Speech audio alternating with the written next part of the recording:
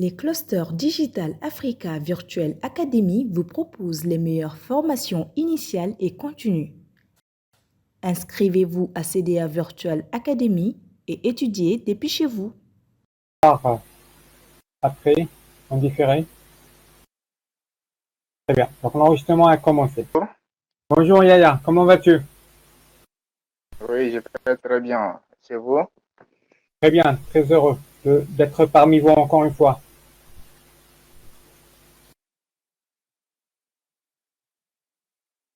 Je pense, Ousmane, est-ce que tu es en train de nous entendre, Ousmane? Ah oui, maintenant ça vient juste passer. Très bien, Ousmane. Tout de suite, oui. Bonsoir, M. Kalem. Bonsoir. Et également bonsoir pour tous mes collègues.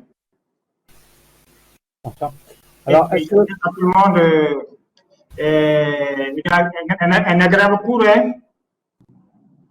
Inch'Allah. Alors, est-ce que quelqu'un peut me dire qu'est-ce qu'on a fait la dernière fois? Saïdo? Bonjour, professeur. Bonjour, Saïdo. Oui, bonjour.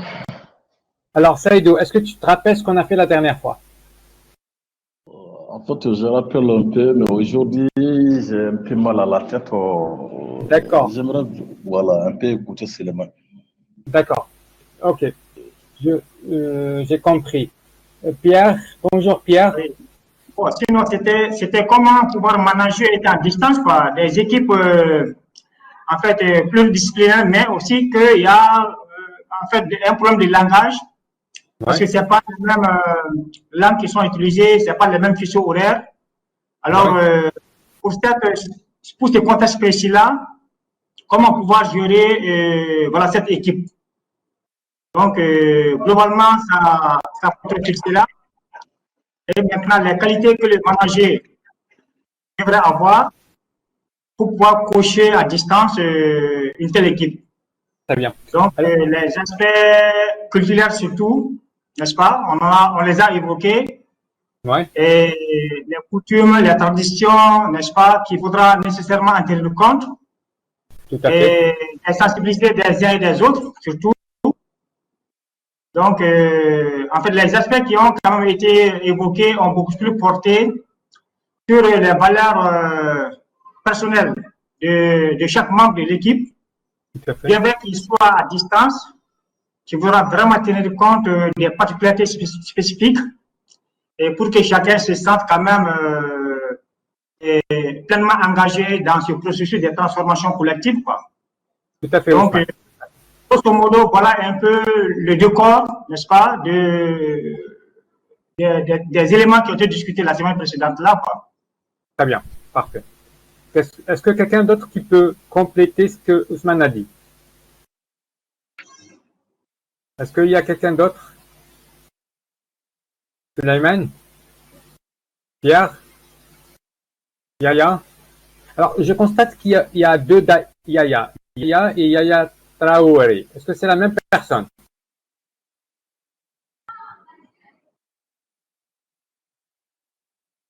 Non, Kamel, ce n'est pas la même personne. Très bien, Yaya. Alors, Yaya, puisque tu viens d'activer ton micro, est-ce que tu peux nous dire ce que nous avons fait la dernière fois? Ok, parce que malheureusement, la dernière fois, je n'ai pas achevé le cours. Il n'y a pas de souci. Juste si... Ça a coïncidé avec une réunion, mais néanmoins, au début, on a tenté d'expliquer pourquoi le management devait changer de contexte. Parce que tout simplement, ce n'est plus les mêmes hommes. Nous n'incarnons pas les mêmes valeurs, les mêmes façons de faire que nos grands-parents. Tout à fait. Parce que le contexte international a carrément changé.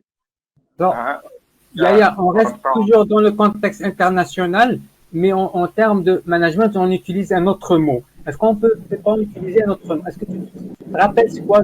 On parlait de quoi? C'est quoi ce mot-là? Malheureusement, la culture internationale. Oui, mais il y a un autre facteur. je vais vous aider. C'est un mot qui commence avec 3 lettres. Je vais vous donner juste 3 lettres, le M-O-N. Le M-M? O-N. Comme ça, je vais vous faciliter les choses. Mondialisation, bien. Exactement. C'est la mondialisation. Okay. Voilà. Donc, c'est la mondialisation qui nous pousse. J'allais dire, Oui, Yaya, dites-moi. c'est ça, la mondialisation ou globalisation. Tout à fait. Voilà, parce qu'il y a ce phénomène qui est là avec la naissance des multinationales Tout à fait. qui sont obligés de travailler avec des personnels multiculturels. Oui. Et on avait même vous aviez pris un exemple en son temps, parce que au début du cours, lorsque vous brisiez la glace avec quelqu'un, vous lui demandez comment est-ce qu'on rompt le jeûne chez eux, en famille. Donc, tout ça pour que les deux cultures s'approchent davantage, les deux façons de faire s'approchent davantage, pour qu'on puisse respecter au mieux possible l'autre, hein, dans toute sa diversité. Donc, on avait commencé à aborder largement ces aspects et du coup, ça avait coïncidé avec une réunion professionnelle et puis j'étais obligé de partir. Alors, Yaya, je te conseille si ça te dérange pas, je t'invite, ou plutôt, pas je te conseille, je t'invite à voir la vidéo de la dernière fois au niveau de la plateforme. Et si tu as une hésitation sur un point bien précis, n'hésite pas à me faire part. C'est bien noté. Ok, à tout moment, matin comme soir. Avec plaisir. Tout le plaisir est pour moi, Yaya. Alors, on a parlé de l'effet de la mondialisation et d'adapter notre management à cette mondialisation. Nous avons aussi donné des exemples sur les spécificités bien particulières du cas du management européen, américain et américain. Est-ce que vous vous rappelez de ça? Oui, oui. Oui, bien sûr, on se souvient. Surtout que au niveau de la France, on dit qu'ils cherchent plutôt à dominer. Hein. Le style américain, c'est pour, je crois, convaincre. Parce que les Américains sont dans la compétition. Ouais. Et que les Allemands essaient quand même à coopérer. Tout à fait. Donc, voilà un peu, en termes de comparaison, 3 styles différents. Ouais. Et on a aussi vu le cas, en fait, le style des Chinois. D'accord. Où le style est beaucoup plus ancré dans la tradition, disant que c'est d'ailleurs une vieille nation qui continue à véhiculer davantage, quand même, cette tradition marque davantage le style de management au niveau de la Chine. Et on a aussi de faire une comparaison entre certaines valeurs qui sont utilisées, les dimensions homme-femme, etc. Une étude qui a été faite là. Ouais. Et dans différentes régions pour pouvoir voir un peu par rapport à ces valeurs-là, comment est-ce que le management doit se comporter, comment est-ce que le management est appliqué en rapport avec vraiment les indicateurs, n'est-ce pas, sur lesquels l'étude s'est portée. Donc voilà un peu des aspects que nous avons effectivement vus pour voir un peu la dimension internationale en rapport avec le management. Très bien. Alors, en fait, tous ces aspects-là, Ousmane, tous ces aspects-là, pourquoi on se focalise sur la culture des individus, pourquoi sur les traditions des individus et les différents aspects qu'on doit les prendre en considération pour une simple raison.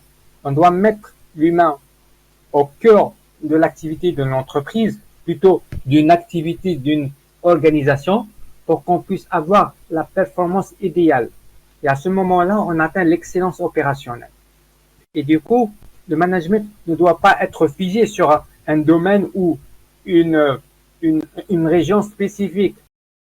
Les clusters Digital Africa Virtual Academy vous proposent les meilleures formations initiales et continues. Inscrivez-vous à CDA Virtual Academy et étudiez depuis chez vous. Non. Alors, je ne suis pas un politicien, mais je vais prendre votre cas, le cas des Mali. Il y a un certain embargo derrière. Pourquoi? Parce que les gens n'arrivent pas à accepter la culture malienne, n'arrivent pas comme quoi il y a une certaine façon de penser différente qu'il y a 20, 30 ans en arrière. Et du coup, Oui. lorsque j'ai un changement à l'intérieur de moi, lorsqu'il y a un certain changement qui a été provoqué par la population et les autres personnes n'accepteront pas, et du coup, il y a une certaine rupture. Et la rupture, on ne va pas la constater dès le début. Ça va augmenter, ça va progressivement jusqu'à un certain point de rupture. Et si quelqu'un ne peut pas, regardez, moi j'ai décidé regardez, maintenant j'ai décidé de prendre un café. Je dirais si c'était le cas, vous n'accepterez pas, je ne boirai jamais le café devant vous. Ouais. Mais supposons, mais pourquoi je l'ai fait? Pour une simple raison. Tout simplement, je suis en train de vous dire, ça me dérangera pas comme étant un enseignant. Si vous êtes chez vous et si vous souhaitez prendre un café, faites-le. Mais tout simplement, pour ne pas perturber la salle, il faut tout simplement éteindre le son ou autre. Oui. Et ça va coïncider avec les cultures. Moi, je vais vous donner un autre exemple, ce qui s'est passé la dernière fois. Ça remonte à 2 semaines. Il y a eu il y a eu un Français qui est venu en Algérie et qui a commencé, en pleine formation, à commencer à déjeuner. Alors, il n'a pas su comment respecter notre religion, notre culture, nos traditions. Ça marque beaucoup les apprenants, ça les marque.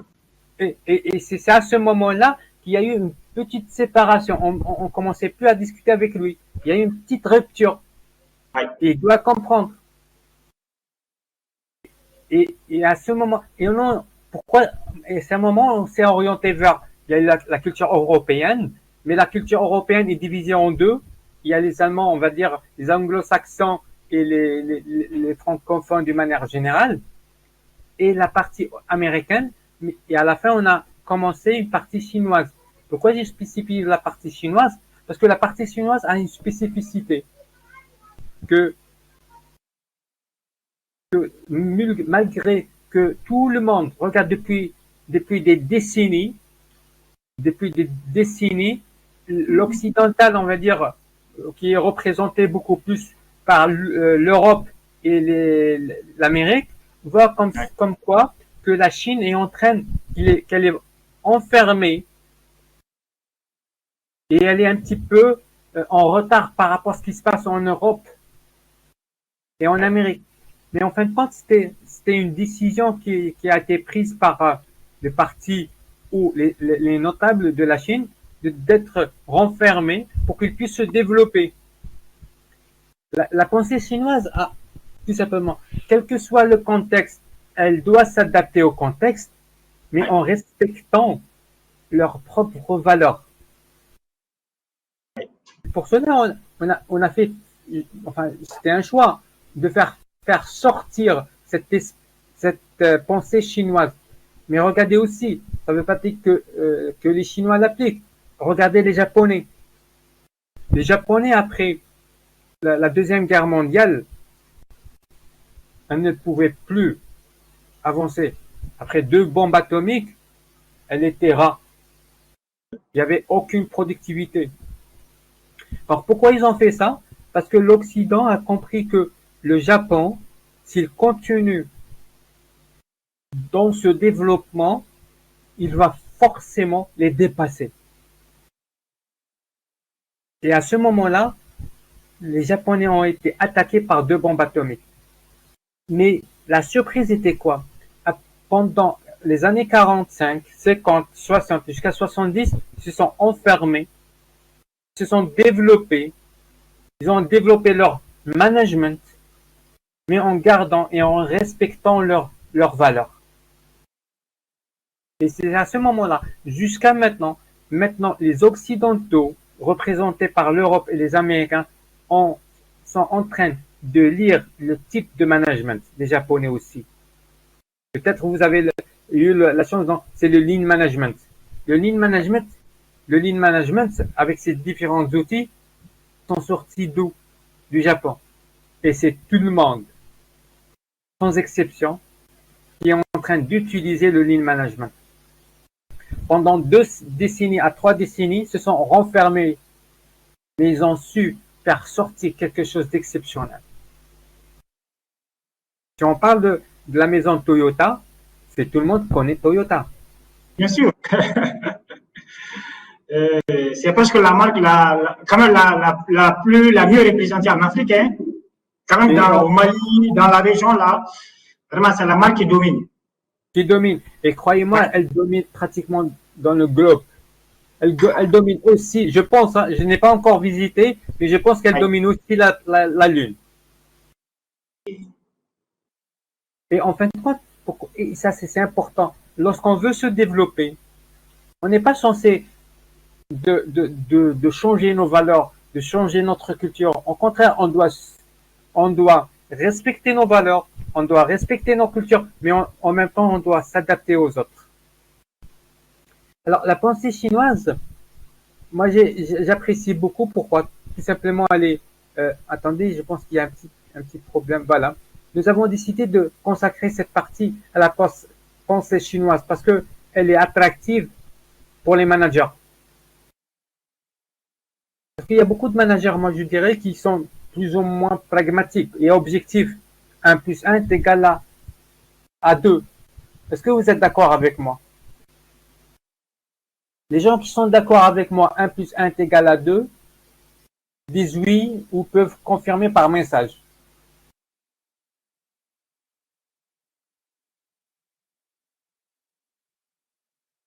Est-ce que vous m'entendez? Sulaiman? Oui. Tagara? Oui, on vous entend bien. Saïdo. Oui. Alors, Saïdo, 1 plus 1 est égal à 2. Oui, pour moi, 1 plus 1, en mathématiques, quand même, c'est égal à 2. Alors, je reste toujours en mathématiques. Je reste toujours en mathématiques, Saïdo, mais je te dis, tu as erreur. Ça coûte 10. Ça coûte 10.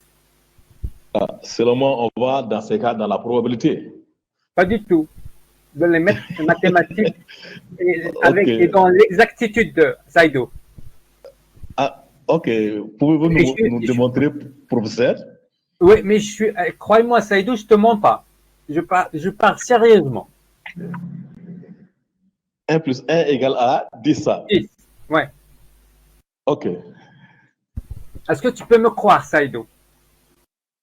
J'aimerais, si vous pouvez passer par la démonstration, ça me ferait beaucoup plaisir.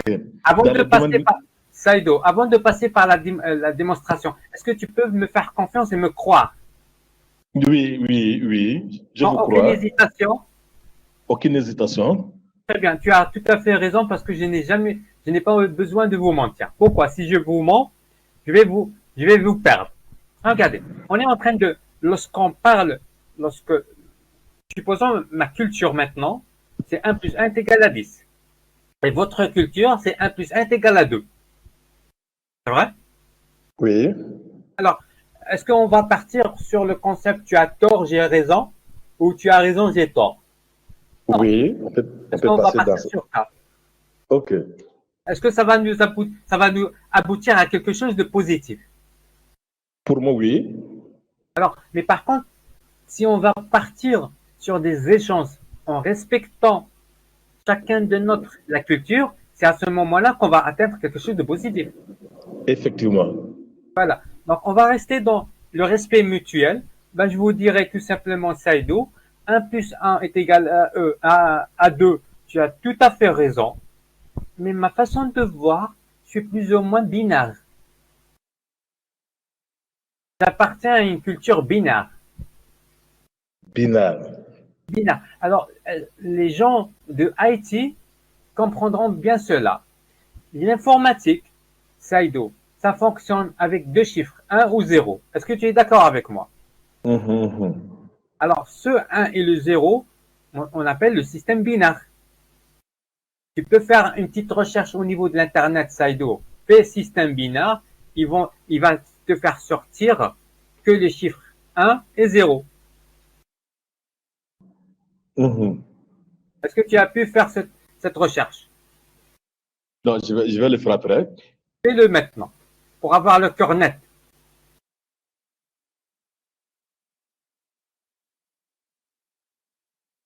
Saïdo, tu as vu le film Matrix? Matrix, oui. Les chiffres qui étaient en vert, c'était quel chiffre? En vert fluorescent. Les chiffres qui étaient visibles sur le film. Ils étaient en couleur verte, mais verte fluorescente. Je ne me rappelle pas vraiment cela. Alors, regarde sur Google. Tu peux questionner ton Google. Fais système binaire. Il va te répondre. Et chacun de vous peut le faire.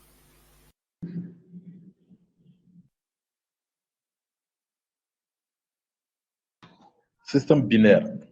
Voilà. Oui, c'est 1 et 0 seulement, uniquement ça. 1, 0, 0, 0, 0, 1, 0, 0. Oui, oui, c'est ça.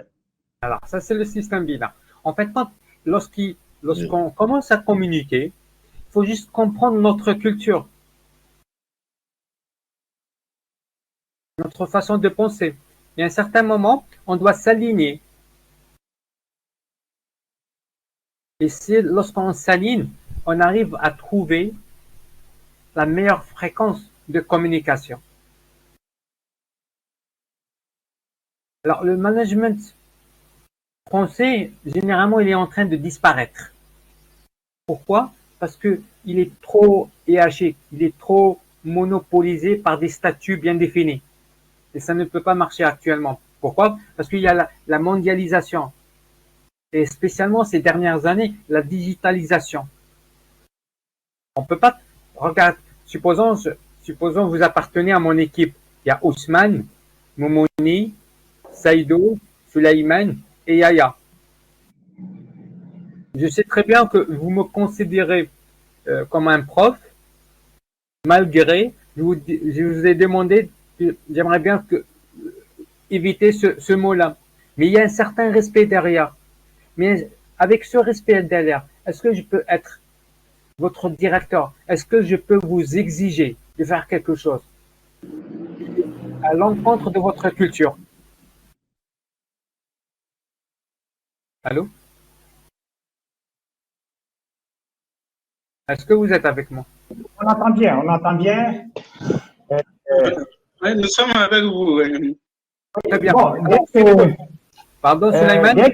Dès qu'on sort un peu de cette relation de convivialité, de respect, Ouais. bon, quand vous nous forcez, en fait, quand elle nous force à faire des choses, bon, même si on le fera, après, quand même, ça va laisser une tâche un peu noire là, par rapport à la relation et ça pourrait quand même nous pousser à faire un peu de réserve, à ne pas quand même apprécier beaucoup et à nous réserver. Quand même, c'est pas souhaitable. On préfère vraiment que les relations soient beaucoup plus ouvertes. Voilà. Donc, qu'il n'y ait pas cette réalisation-là qui vraiment nous empêchera de donner notre plénitude, quoi. Voilà. Parce que ça nous pousse à nous renfermer un tout petit peu. Voilà. Donc, je pense que le style est bon comme ça. C'est le style à l'américain, hein, je crois bien. Mais on regarde un style qui est ouvert, mais en même temps respectueux. Forcément, de part et d'autre, forcément. Exactement, tout à fait, tout à fait. Alors, le style anglo-saxon de type start-up, généralement, comme Google, il est approuvé. Et on a parlé aussi de style chinois, apparaît comme le style émerge de plus en plus et en valeur. Pourquoi? Parce que les autres sont en vertical et maintenant le style chinois, c'est beaucoup plus en horizontal. Et du coup, le directeur et une simple personne qui exécute les tâches sont les deux personnes qui appartiennent à une organisation, mais à deux tâches différentes. Donc, l'effet de supériorité ou infériorité, ils l'ont banni. Mais chacun d'autre respecte l'autre par rapport à un statut bien défini. Moi, je suis un professeur, je suis en train de vous former sur ce module-là, mais ça ne veut pas dire que je suis supérieur à vous par rapport à notre sujet. Donc, chacun a sa propre tâche par rapport, chacun a un propre statut par rapport à ses tâches. C'est pour cela le style chinois et japonais qui deviennent de plus en plus émergents. Donc, la pensée chinoise dispose de traits et de caractéristiques séduisants et empreintes de son histoire et de son système de valeurs. On sait très bien que les Chinois, la Chine, existe depuis des milliers et des milliers d'années. Et du coup, ils ont toujours su respecter leurs valeurs. C'est vrai, il y a une certaine mondialisation même au niveau de la Chine, mais ils arrivent toujours à respecter leurs valeurs, à respecter leur culture et surtout à respecter leur histoire. Mais la raison principale de son succès réside davantage dans le changement d'époque. Alors, qu'est-ce que ça veut dire? C'est que malgré il y a toujours changement de temps, d'époque, mais ils ont su toujours garder la même vision et les mêmes valeurs. Depuis, je sais pas pour moi, je dirais pour moi, depuis que j'étais jeune, il y a une trentaine d'années, peut-être un peu plus, mes parents, les enseignants, les différentes personnes, ils nous disaient qu'il viendra un jour où les Chinois se réveillent et deviennent numéro un du monde.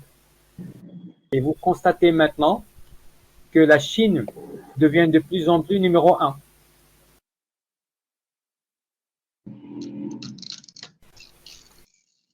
Pour avoir une ambiance générale dans une entreprise, on doit définir. Alors, c'est une question qui est ouverte pour vous. Pour qu'on puisse avoir une ambiance générale dans une entreprise, on doit définir quoi?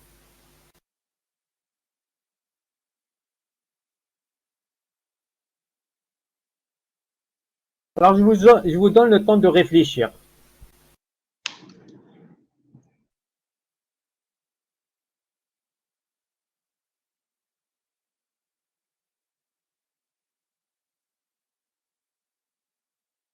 Alors, je vous donne, il est 16h44. Oui, pour avoir une ambition. Alors, il est 16h44. Je vous donne 5 minutes de réflexion et chacun de vous me donne qu'est-ce qu'on doit définir dans une entreprise ou dans une organisation pour qu'on puisse travailler en collaboration. Est-ce que vous êtes d'accord? Docteur Sangaré, bonjour.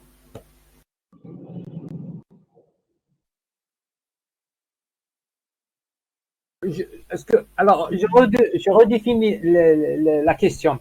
On est dans une entreprise ou une organisation multiculturelle.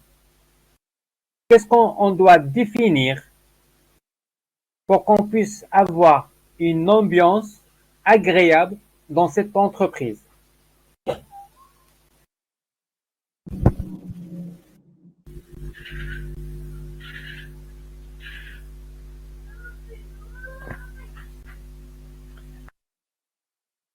Je vous donne 5 minutes de réflexion. D'accord? Est-ce que vous êtes d'accord? Saïdou, Oui, 5 minutes, oui, nous sommes d'accord. et tu me donneras les éléments les plus importants à prendre en considération pour qu'on puisse assurer une certaine ambiance agréable dans l'entreprise.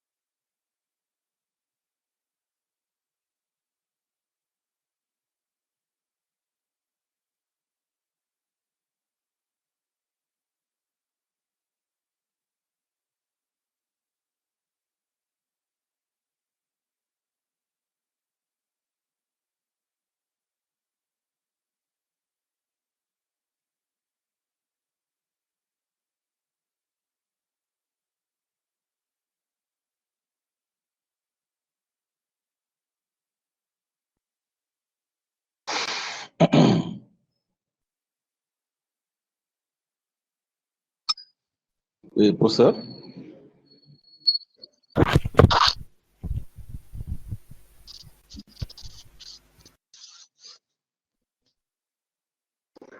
Quelqu'un a dit quelque chose? Oui. Oui, Saïdou.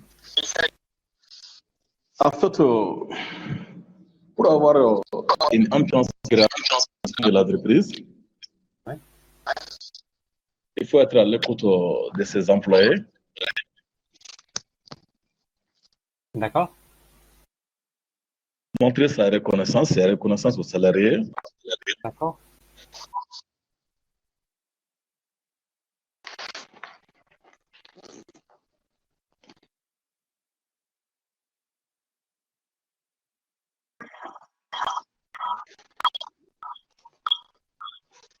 Mais,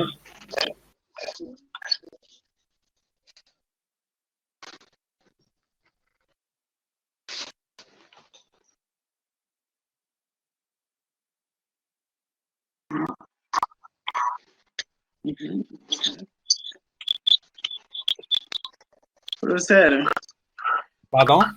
oui, pour avoir une ambiance générale dans une entreprise, on doit définir la stratégie. Alors, qui est en train de parler? C'est Sulaiman? Oui, oui, oui. Alors, pour Sulaiman, il y a du On va bruit chez toi. définir la stratégie, Ouais. de faire comment faire la planification, D'accord. comment organiser, Oui. comment gérer, comment diriger et comment contrôler l'entreprise. Très bien. En fait, quand on est en train de... Sulaiman. Alors, Sulaiman, reste avec moi et les autres, s'il vous plaît, est-ce que vous pouvez désactiver votre micro? Alors, ce que vous êtes en train de faire ici, c'est des conditions purement opérationnelles. D'accord, Sulaiman? Sulaiman? Reste avec moi, Sulaiman. Oui. Ce que vous êtes en train de dire, ce sont des points purement opérationnels. En fin de compte, on est en train de dire, on est dans une entreprise ou on a une organisation multiculturelle et on veut définir l'ambiance. On doit garder une certaine ambiance générale correcte. Quels sont les points qu'on doit les prendre en considération? Tu m'as compris, Sulaiman? C'est compris, oui, c'est compris, oui. Alors, en fait, quand tu partais beaucoup plus sur l'opérationnel, mais il s'agit ici de quelque chose qui n'est pas opérationnel. C'est quelque chose qui est ici, dans le mindset. C'est compris. Sinon, je voudrais. Sulaiman, si on a une visibilité claire, si on a une vision claire, si on a des missions bien déterminées, mais on n'arrive pas à se respecter, est-ce qu'on peut atteindre cette vision-là? Bon, c'est difficile, très difficile. C'est difficile, mais moi je crois que, en fait, on doit. La première des choses à définir, je crois que c'est les valeurs, quoi. Les valeurs surtout de l'entreprise. Et ces valeurs doivent aussi avoir leur source, n'est-ce pas, ou leur source d'inspiration dans les valeurs, n'est-ce pas, du personnel. Quand les valeurs sont définies et partagées, une communication autour, je crois bien que ça va amener les uns et les autres de faire un peu attention, n'est-ce pas, aux valeurs, n'est-ce pas, qui sont chères pour tel ou tel, n'est-ce pas, de ses collaborateurs. Et en respectant ces valeurs-là, individuelles et valeurs également au niveau aussi de l'entreprise, je crois bien que l'ambiance va rester conviviale et féconde, etc. Voilà. Très bien. Tout à fait, Ousmane. Merci beaucoup. Il y a une partie il y a beaucoup de choses qui sont vraies, sauf pour la vision, Yaya. La vision, ce n'est pas encore, elle n'est pas dans l'ordre de ce sujet. La vision commune et partagée, les missions ne sont pas, et les règles de fonctionnement, non. Les manuels de procédure, non. Les codes, tu veux dire quoi par les codes? Codes éthiques, Yaya, c'est ça? Oui, c'est ça. Alors, les codes éthiques, c'est bien. Mais les autres choses, c'est beaucoup plus les principes, oui, aussi. Les autres choses, c'est beaucoup plus opérationnel, Yaya. On verra maintenant. Alors, dans une compagnie, tout simplement définir ce qui est important, on doit accepter d'abord que le climat est culturel. On doit créer ce climat culturel. Moi, je suis un Algérien. Vous, vous êtes des Maliens. Donc, on doit dire que cette entreprise-là, elle n'est pas juste une entreprise malienne ou juste une entreprise algérienne. Est-ce qu'on est d'accord? Si on prend cette formation comme étant une formation entreprise, le formateur, il est algérien. C'est vrai? Oui, c'est vrai. Les participants sont des Maliens. Oui. Et la plateforme est malienne. Je crois, oui. Et le document, je dirais que c'est un document algérien. Est-ce qu'on peut dire que cette formation est à 100% algérienne? Est-ce qu'on peut dire aussi que cette formation est 100% malienne? Non.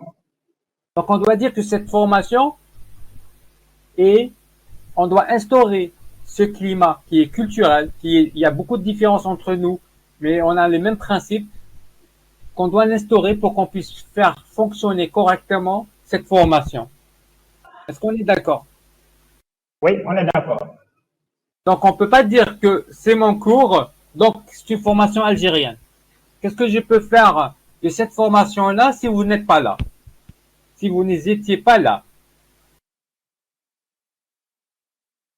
Alors, le deuxième point, c'est le climat intellectuel. Je suis sûr et certain, chacun de vous a un certain niveau culturel, intellectuel. Est-ce qu'on peut dire que Ousmane, vu que je le connais depuis un certain moment, Ousmane, est-ce qu'on peut dire que je suis ou tu es plus intellectuel que moi? Ou bien on peut dire qu'on a des connaissances différentes? Les connaissances sont différentes surtout, et chacun a quand même des capacités en fonction donc de son domaine d'intervention et de sa cible. Exactement. Alors, ça c'est le deuxième point qu'on doit le définir. Soumaïla, Tagola. Vous voulez dire quelque chose, Soumaïla? Alors, le troisième point qu'on doit le prendre en considération, c'est l'éthique. Voilà, Yaya, on peut dire l'éthique, mais on peut aussi dire les codes, les différents codes et les principes. Et le quatrième point, c'est la politique d'une société. On peut parler de politique ou bien c'est le règlement intérieur.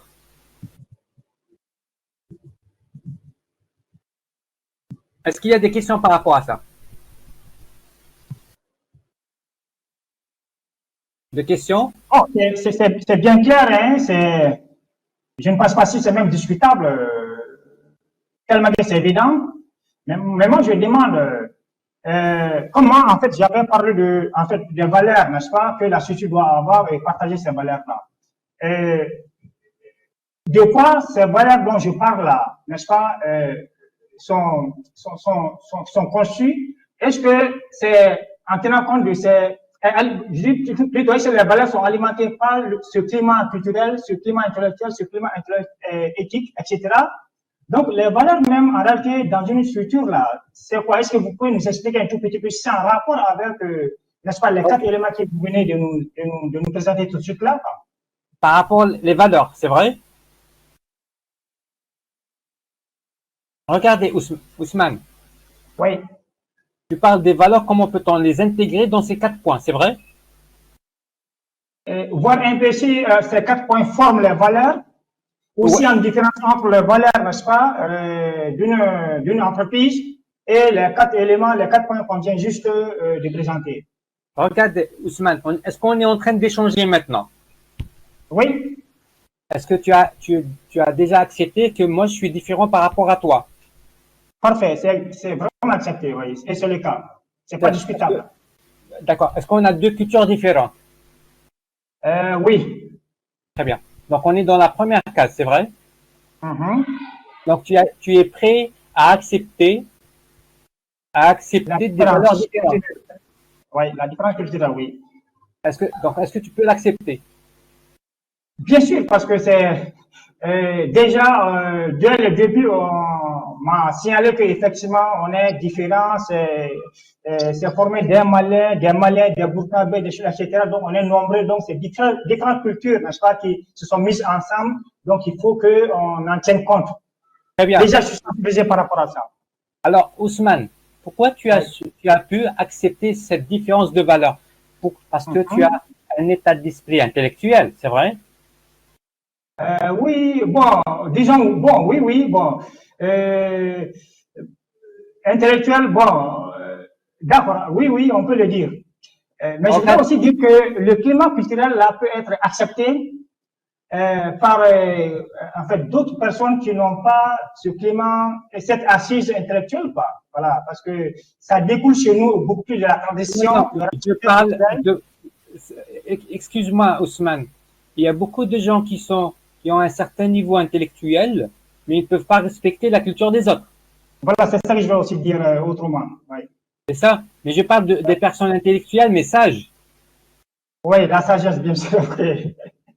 Oui. C'est vrai? Oui. Est-ce que, regarde, moi, dans ces échanges, est-ce que tu sens qu'il y a une certaine confrontation? Pas du tout. Pas du tout. D'accord. Pourquoi? Tout simplement parce que j'accepte la culture et les différentes valeurs. Oui. Vu que j'ai, dans l'aspect intellectuel, parce que, entre-temps, vu que je travaille avec nos frères maliens, donc je dois lire, voir, regarder la télé par rapport à vos informations. À ce moment-là, je suis en train de nourrir ma culture intellectuelle. Mais en respectant une certaine éthique. C'est vrai? Oui. D'être courtois, sage, de s'exprimer d'une manière polie, d'essayer d'écouter, de comprendre et d'être en utilisant de l'empathie. Donc, c'est ça un certain éthique, c'est vrai? Oui. Très bien. Mais regarde, dans une entreprise, est-ce qu'on garde les paroles ou les écrits? Alors, le côté politique. Il faut les écrire, c'est ça? Il faut les manuscrire. Il y a un dicton qui dit les paroles s'envolent, mais les écrits restent. Alors, une fois qu'on est dans une entreprise, on doit respecter le climat culturel, et on doit avoir un certain niveau intellectuel et aussi avoir un certain éthique. Mais tout ça, lorsque tu intègres une nouvelle entreprise, Ousmane, est-ce que tu signes un document de la politique de l'entreprise? À la limite, c'est le règlement intérieur. Est-ce que tu le signes? Oui, maintenant, c'est le cas. Même, en fait, des normes aussi portant sur l'éthique, n'est-ce pas, en s'engageant pour dire qu'il y a tel aspect, tel ou tel élément qu'il faudra forcément respecter et on impose sa signature dessus. Une copie est restée au niveau de la structure et l'autre copie, on va avec pour dire qu'on est vraiment, on s'est engagé à respecter certaines valeurs ou certaines quand même règles au niveau de la structure.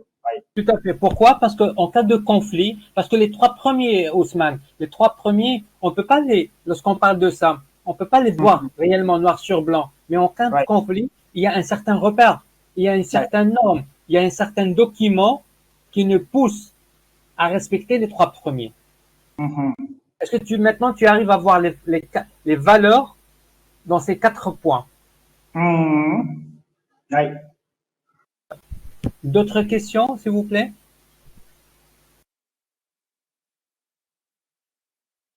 Alors, les compétences intellectuelles. Lorsqu'on parle des compétences intellectuelles, c'est pas n'importe quel manager peut gérer une entreprise multinationale, c'est vrai?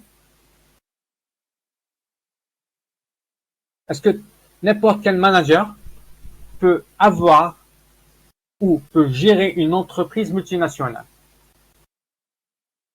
Je suppose que non. Alors, il est largement admis que les compétences intellectuelles sont indispensables aujourd'hui. Si on veut gérer une entreprise, quelle que soit l'entreprise, même si c'est une entreprise locale, Tu es sûr ça? Si je parle du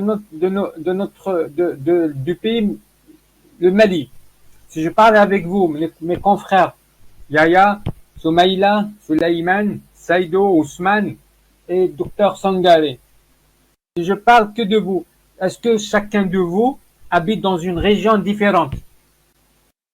Est-ce que chacun de vous appartient à deux familles différentes?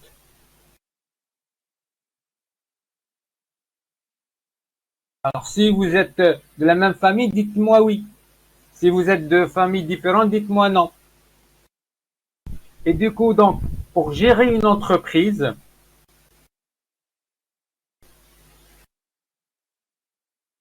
il est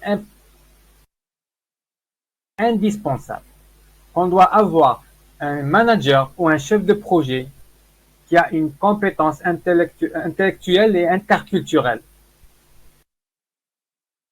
Alors, nous définissons la compétence interculturelle comme la capacité d'un individu à savoir analyser, comprendre les situations de contact entre personnes. Donc, c'est à ce moment-là, on doit obligatoire définir c'est quoi les compétences interculturelles. Donc, c'est la capacité d'un individu de savoir analyser et comprendre les situations. Parce que lorsqu'on est dans une région qui est autre que notre, il y a des gens qui n'arrivent pas à s'exprimer. Les gens ne veulent pas rentrer en confrontation dès le départ, mais il y a des signes. Et ces signes-là, on doit les analyser et comprendre la situation des personnes ou un groupe de personnes de cultures différentes. Donc, c'est ça que le manager a besoin de comprendre. Aussi à gérer et valoriser dans le sens des objectifs de l'entreprise.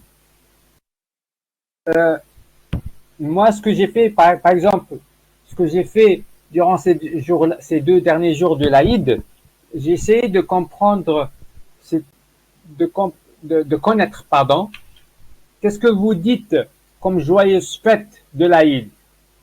J'ai su que vous utilisez Sambé Sambé. C'est vrai? Donc, en fin de compte, je dois non seulement comprendre votre environnement, mais aussi de les valoriser. Donc, au lieu de vous dire joyeuse fête et mes meilleurs vœux pour l'année prochaine, j'ai appris le Sambé Sambé. Est-ce que ça vous avait fait plaisir? Que quelqu'un il est là? Oui, nous sommes là. On est là, on se vient. Ben, c'est bien. C'est comme si vous avez accepté de partager en partie notre culture, quoi. Voilà. Donc, ça montre un peu l'unicité, notre intérêt à notre égard et le respect que vous avez par rapport à notre culture, notre tradition. Donc, c'est bien. Oui, c'est ça. Ça fait chaud vraiment au cœur, quoi. Et c'est ça qui fait l'avantage d'un manager à notre. Oui, Saïdo. En fait, c'est-à-dire pour intervenir un peu, on est allé pour une rencontre, une conférence organisation de plusieurs associations au niveau de hôtel Radisson au Mali. Il y avait un Français qui s'appelait Ngolo Diarra. On sait qu'il n'y a pas un nom français Ngolo Diarra, mais quand il a pris la parole, il a dit Aonikile. Cela veut dire bonjour. Et tout le monde se sent directement connecté à lui parce que pourquoi nous sommes devenus tous maliens. D'accord, Saïdo. Il a voulu connecter directement à la culture malienne. À ce moment, il a partagé, c'est-à-dire la valeur malienne directement. Ça, c'est important. Oui. Donc, il a brisé toutes les barrières. Toutes les barrières directement, sans exception. Et c'est à ce moment-là, regardez, que l'échange devient de plus en plus fluide.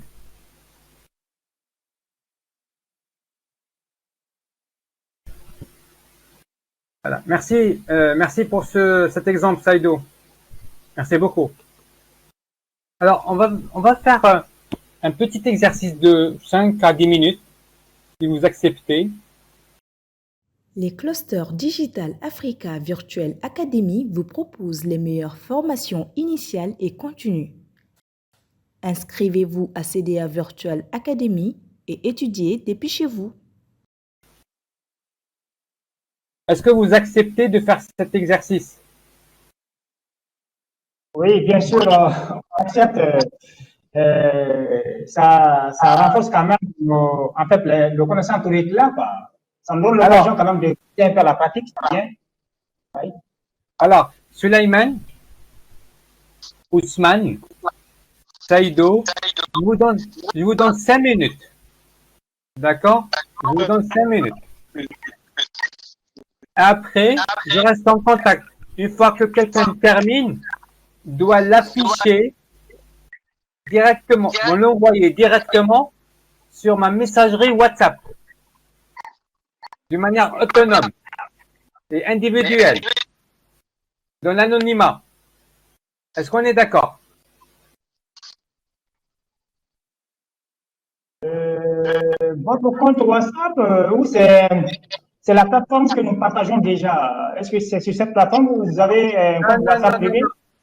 Regarde Ousmane, si tu vas la partager dans cette plateforme, les autres peuvent copier. Oui, oui. Mais si tu me l'envoies directement à mon compte WhatsApp, de manière anonyme, enfin, ça va être que entre toi et moi, les autres n'auront pas la possibilité de copier. D'accord, d'accord, on a compris.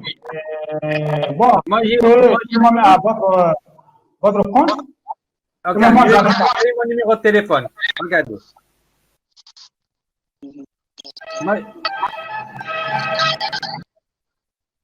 Moi, pourquoi je fais ça? Pour que vous puissiez réfléchir de manière différente. Et chacun.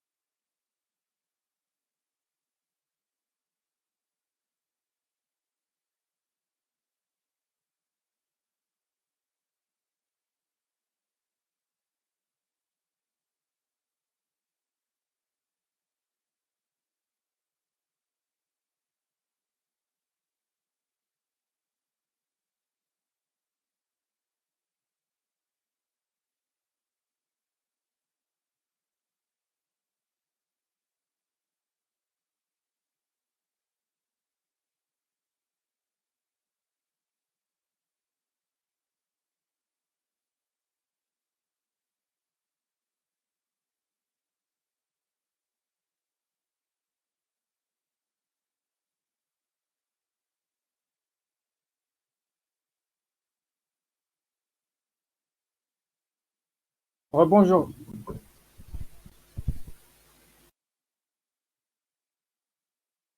Oui, bonjour également à vous. Il y a eu une petite coupure.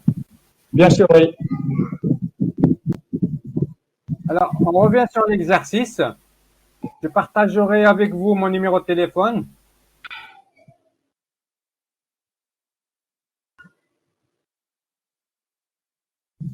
Voilà.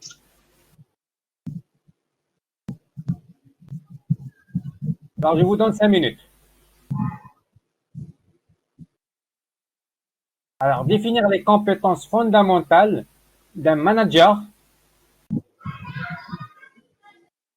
qui doit gérer une entreprise multiculturelle.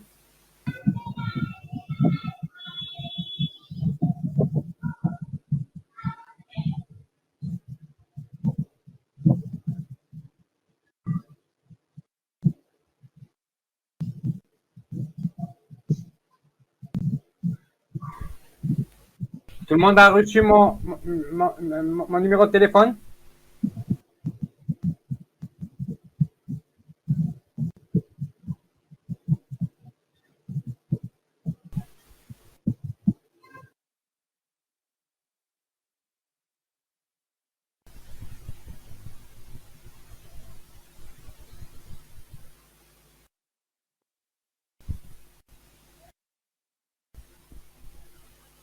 Ousmane, tu es là? Docteur Sangaré, tu es là? Oui, je suis là. On a reçu le numéro de contact, donc juste le mettre dans le téléphone pour que ça s'affiche au niveau de WhatsApp, voilà, le répertoire WhatsApp. Donc, il faudra d'abord l'enregistrer, oui.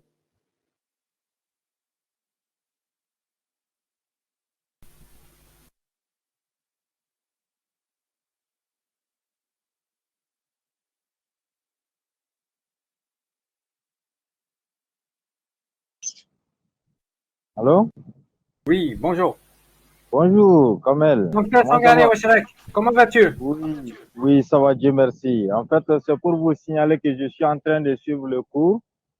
C'est très intéressant. Seulement que je ne suis pas très stable. Je suis en circulation compte tenu de mon emploi du temps. D'accord. Mais je suis en train de le suivre, donc mon interaction n'est pas tout à fait directe. D'accord. Pas de souci, Sangaré. Voilà. Merci beaucoup, merci beaucoup. Sinon, je suis en train de suivre avec intérêt.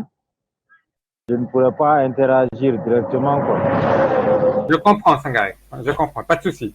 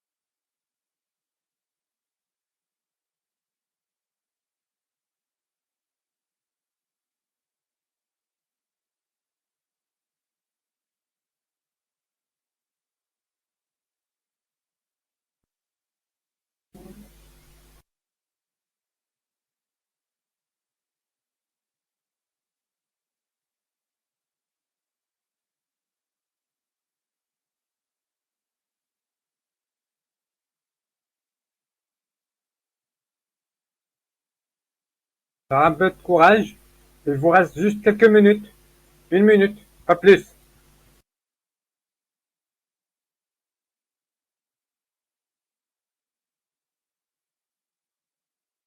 Et je vois qu'il y a juste 2 personnes qui ont répondu.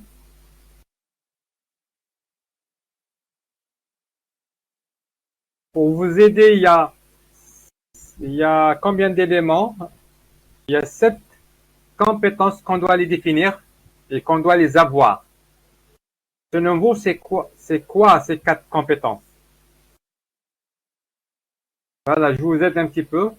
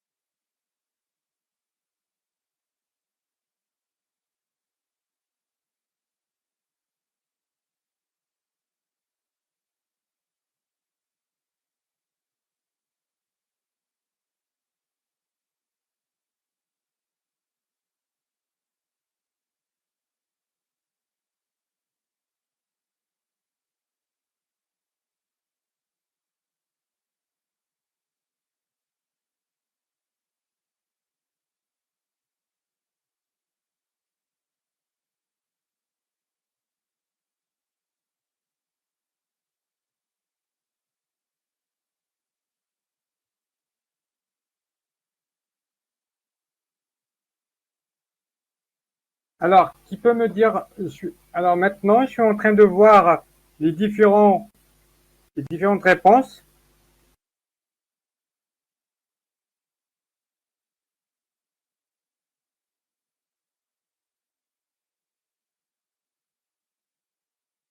Alors, Yaya. Oui, Kamel. Alors, ce que tu es en train de m'envoyer, les compétences en communication, les compétences en gestion, les compétences organisationnelles, les compétences techniques du domaine de l'entreprise, les compétences en leadership et les compétences managériales. Alors, il y a beaucoup de vrais, mais ce que c'est pas ça que je cherche, sauf pour le point, l'avant-dernier point, les compétences en leadership. En compétences leadership, on peut les décomposer en plusieurs points. On viendra sur ça. D'accord, Yaya? OK. Mais je dirais, si je vais éliminer tous les autres points et je garderai les compétences en leadership, heureusement que tu as mis les compétences, je dirais que tu as un 8 sur 10. C'est acceptable, Yaya? Oui, c'est acceptable. D'accord. J'ai triché un petit peu, Yaya. D'accord? C'est ça la pédagogie aussi. Ok. Alors, je vais voir une autre personne. Alors, qui? Ousmane Fomba.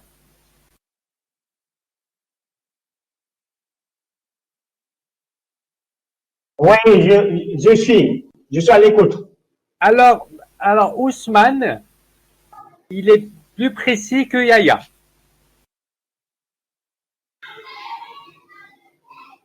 Yaya. Kamel? Ousmane, regarde qu'est-ce qu'il a dit. Il a dit écoute avec intérêt, communication positive, respecter et savoir se faire respecter, et créer et maintenir un climat ambiant. Donc il a donné plus de précision que toi, Yaya. Tout à fait. Donc je vais dire que Ousmane a 9 sur 10. Il le mérite humblement. Très bien. Alors, Dedo.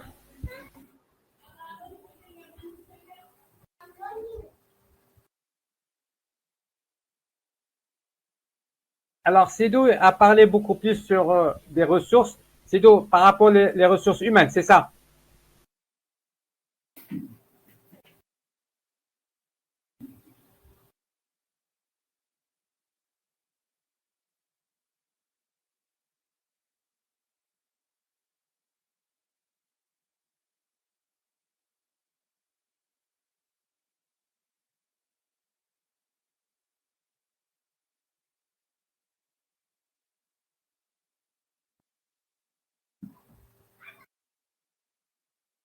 Alors, Cédou, Soumaïla, il a dit quoi? C'est le savoir-faire, agir et être.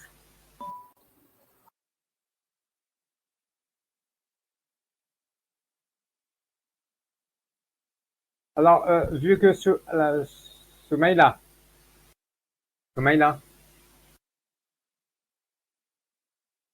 est-ce que tu m'entends, Soumaïla? Vu que tu as répondu après le temps nécessaire, je vais te donner un 7,5 sur 10. Est-ce qu'on est d'accord?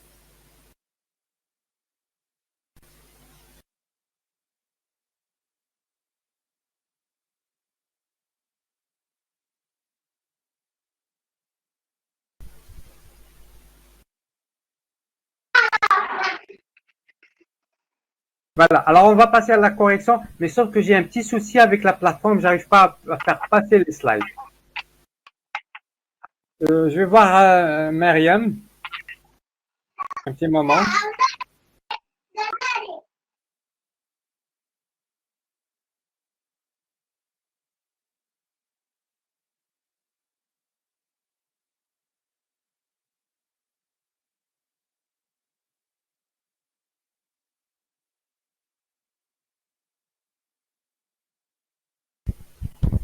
Alors, si ça ne vous dérange pas, je vais me déconnecter et me reconnecter pour voir est-ce que je peux rétablir mes slides.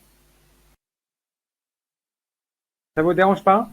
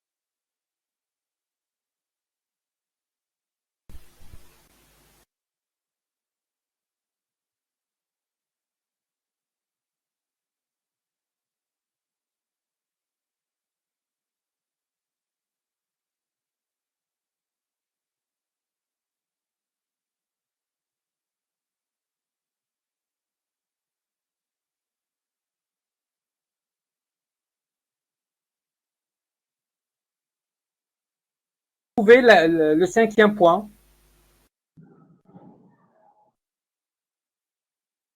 Qui peut trouver le cinquième point?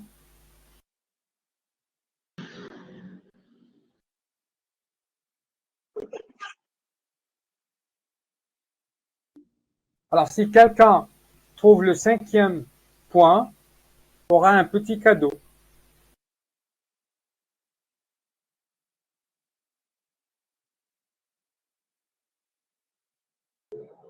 Alors, qui aura la chance de trouver le cinquième point?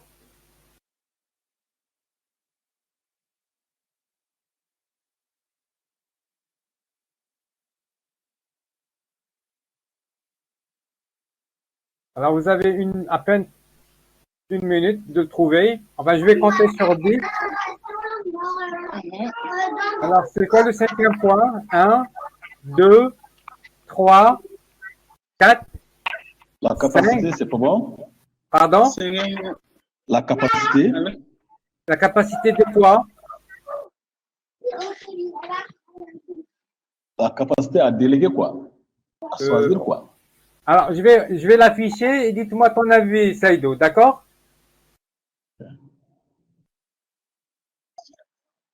Pour moi, c'est la vigilance, quoi. La conscience de soi. La vigilance. Ça c'est important, la vigilance. Mais on parle de la conscience du soi aussi, à ce moment-là. Alors, le sixième point, c'est quoi? Qui peut me dire c'est quoi le sixième point? C'est très important chez le manager.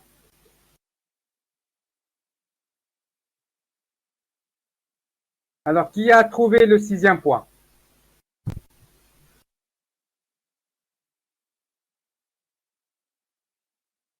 Est-ce que quelqu'un peut me dire c'est quoi le sixième point? Ousmane? Quand même? Oui, Oui, mais c'est pas très facile. On est en train c'est très simple. Ousmane, la tête. Hein?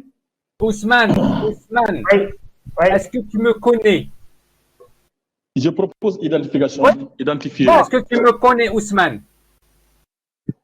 La découverte, hein? Est-ce que Ousmane, regardez, est-ce que tu me connais?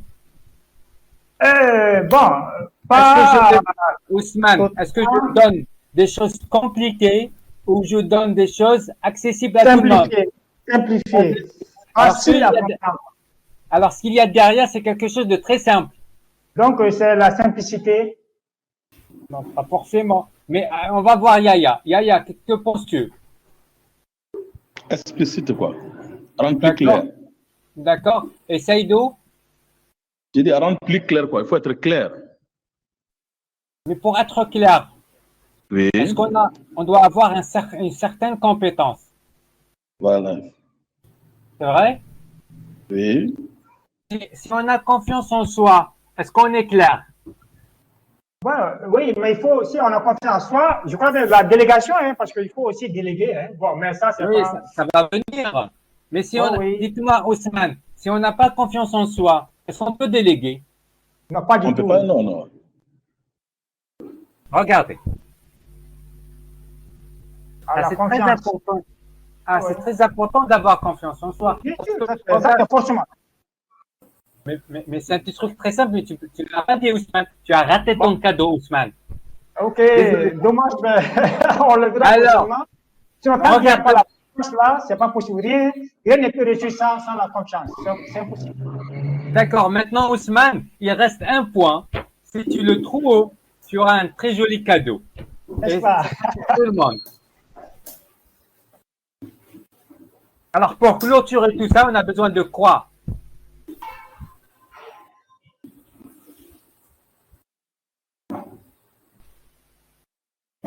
Alors, on a besoin de quoi en fin de compte? Je proposerais la technicité. Ah. Vous partez toujours sur quelque chose qui est lointain. Moi, je cherche quelque chose qui est très simple, qui est accessible à tout le monde.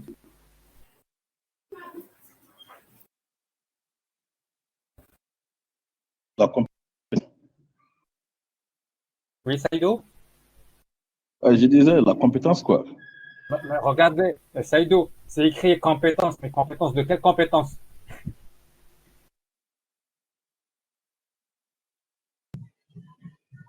Bon, il y La a quand compétence, même. la compétence, intelligence, quoi. Je parle de l'intelligence. Il faut être intelligent pour être, être confiant de soi-même. Alors, je vais vous afficher quelque chose qui est très important très important. Et sans elle, on ne pourra jamais avancer. D'accord. Le respect. Effectivement. Ah, Quelqu'un m'a dit, il m'a dit quelque chose de bien au niveau de WhatsApp, c'est le respect, le respect et le savoir faire respecter et se faire respecter, ça c'est important. Le savoir-faire, ouais. C'est ça. Et si on n'a pas ça, Pas possible. c'est impossible. On ne peut pas avancer. D'ailleurs, c'était moi-même d'ailleurs, savoir-faire, oui. Pardon, Saïdo? Oui, moi c'était moi-même, le savoir-faire, effectivement. Regardez, si on ne sait pas comment se faire respecter et comment respecter les gens, c'est pas une compétence. C'est pas tout le monde qui peut le faire. Oui. Et ça, c'est très important.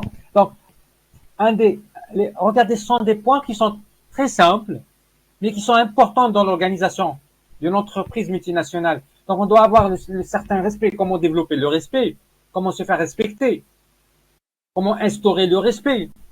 Et on doit aussi avoir une certaine tolérance parce que nous sommes dans une entreprise, une organisation qu'on peut voir les chrétiens, on peut avoir les musulmans, on peut avoir les bouddhistes, on peut avoir les juifs, etc., etc. Et à certains moments, on doit avoir une certaine ouverture d'esprit. Parce que même entre les musulmans, on a deux façons de voir différentes. Entre les chrétiens aussi.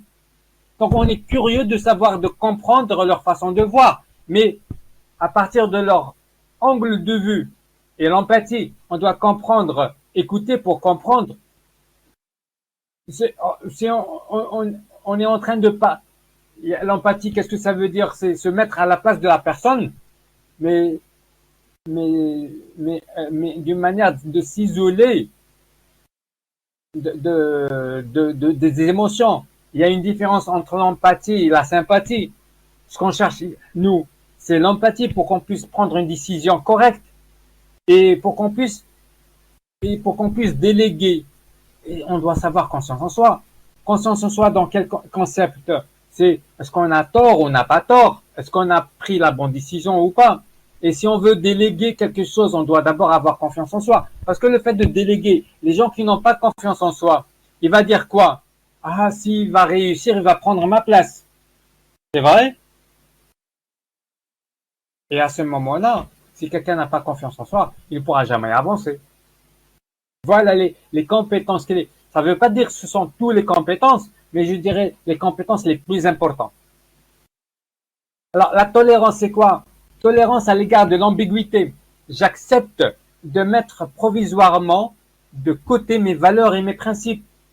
Regarde, chacun de nous, dans cette formation, a des valeurs et des principes différents. Mais dans certains cas particuliers, on doit les mettre à côté. Je m'explique.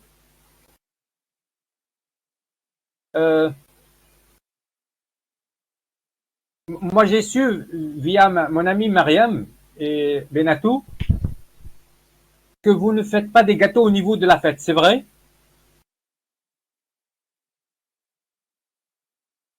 Des gâteaux traditionnels. Oui, c'est vrai, parce que c'est très Par rare. rapport à quelle fête? Pardon? Par rapport à quelle fête? La fête qui vient juste après le Ramadan. Ah, Alors, chez ok, nous, donc, c'est... Pardon? on ne fait Pardon? pas des gâteaux. Pour cette fête-là, on ne fait pas des gâteaux. Alors, pour nous, on fait des gâteaux. Et on fait des gâteaux traditionnels.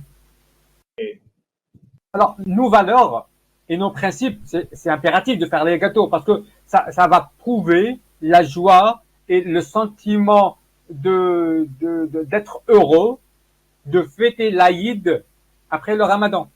Alors, si je vais vous juger par rapport à mes valeurs et par rapport à mes principes, qu'est-ce que je vais dire? Je veux dire, vous êtes hors, de manière simplifiée, vous êtes hors, vous n'êtes pas des musulmans, ou vous êtes hors la loi, de manière générale. Vous êtes sorti des règlements de la religion. Est-ce que c'est le cas? Et c'est à ce moment-là, on doit accepter de mettre nos valeurs, nos principes à côté. Conscience de soi. Alors, la conscience du soi, qu'est-ce que ça veut dire? Est-ce que je suis à l'aise pour décrire mes points forts et mes points faibles? À un certain moment, il faut savoir dire si je peux animer cette formation-là ou je ne peux pas animer cette formation-là. Est-ce que j'ai compris le sujet ou j'ai mal compris le sujet? Est-ce qu'on a compris? Et la conscience de soi, alors d'accepter. La conscience de soi, c'est que j'accepte dès le départ que je suis un être humain et je peux faire des erreurs. Je suis un être humain. Il y a d'autres personnes qui peuvent trouver une solution meilleure que la mienne. Donc c'est une conscience. Une conscience que quelqu'un parmi vous, s'il va se focaliser dans la formation, il va devenir meilleur que moi. Et ça, c'est un fait, c'est une conscience que je dois l'admettre. Est-ce qu'il y a des questions, cher ami?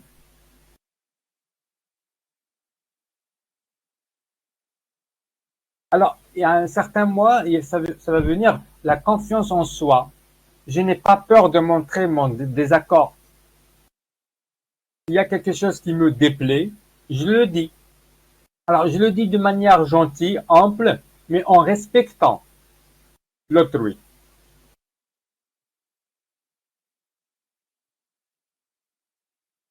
Alors, il faut savoir que lorsqu'on gère une entreprise interculturelle, il y a des difficultés qui surgissent.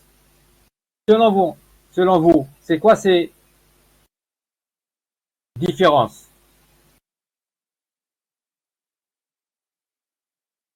Est-ce que quelqu'un peut me dire c'est quoi cette différence?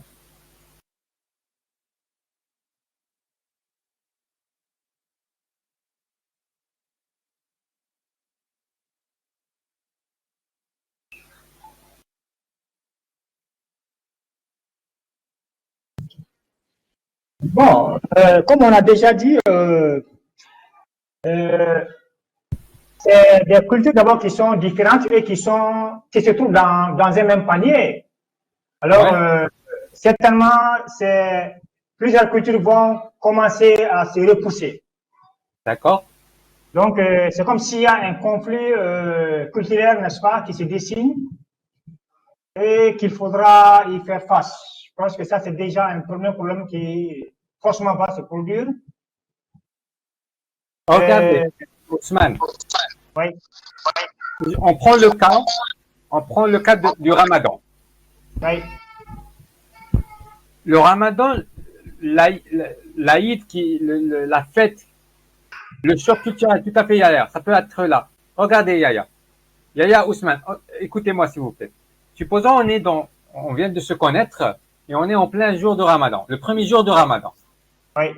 D'accord? En discutant sur le Ramadan, sans faire attention, on est parti sur le dernier jour de Ramadan. Donc, on va parler sur le premier jour de l'Aïd, de la fête. Ouais. Et je vais vous dire que nous, notre vision après le Ramadan, c'est de le fêter et de réaliser le maximum de gâteaux traditionnels. Ça sera quoi pour vous, Ousmane?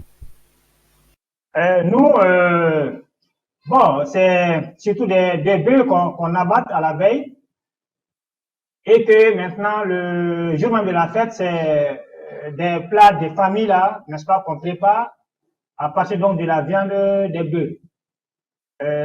Globalement, c'est ça. Donc, on se retrouve autour pour partager quand même ces plats dans les familles. Voilà. En faisant souvent accompagné de nos boissons traditionnelles, le jus de gingembre, voilà, ces choses-là. Et la fête est belle. Et maintenant, les enfants là vont passer après. J'ai eu les petits-enfants, 5, 6, jusqu'à 10 ans, 13 ans, passent pour saluer. Et maintenant, on leur donne des petits jetons. Et maintenant, ça va. Oui. Très bien. Alors, ce que j'ai compris, Ousmane, c'est que vous allez partir sur beaucoup plus sur la nourriture de la viande, c'est ça? Oui. Pour montrer que notre manière de fêter, quoi. De fêter la fête. C'est votre manière. Mais c'est beaucoup plus, elle est basée, donc la fête, mais elle est basée sur la viande, c'est ça?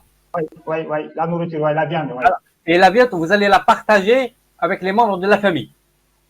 On prépare un grand plat à partir de cette viande-là, quoi. Un plat pour tout le monde. Très bien. Oui. Mais par contre, nous, on ne part pas vers la viande, mais on part vers les gâteaux. Et on part vers les gâteaux. Oui. D'accord. Alors, regardez, Ousmane, Yaya, est-ce que c'est deux visions différentes? C'est la même finalité, c'est pas le même moyen qu'on a utilisé, mais c'est toujours vraiment pour montrer qu'on continue à c'est une forme d'adoration également, oui, c'est ça. C'est ça. Mais on utilise deux moyens différents. Vous utilisez la viande et nous, on utilise les gâteaux. Oui. D'accord. Mais c'est carrément deux visions différentes, deux choses à faire différentes. On fait différemment, mais on a la même vision. Exactement. Mais en fin de compte, c'est deux cultures différentes. Oui.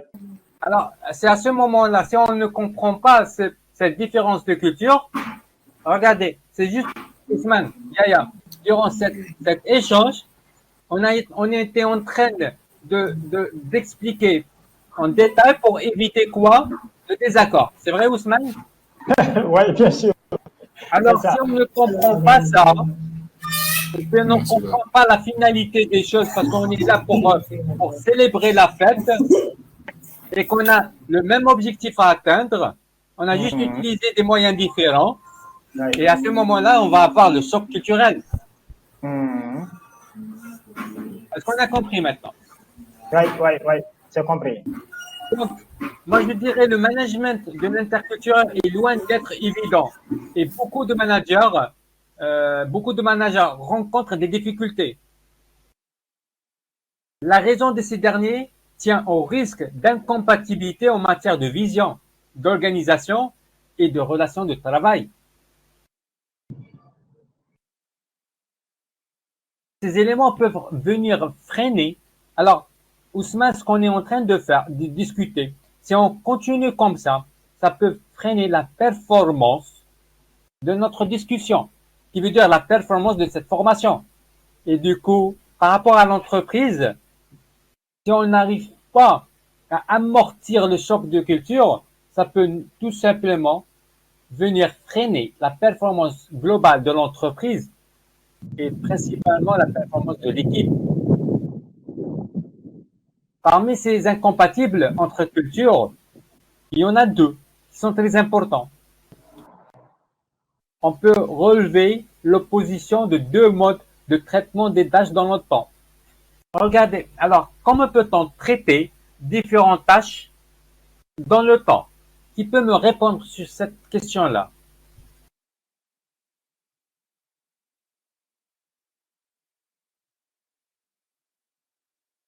Est-ce que quelqu'un peut me dire comment peut-on réaliser le traitement des tâches? Yaya?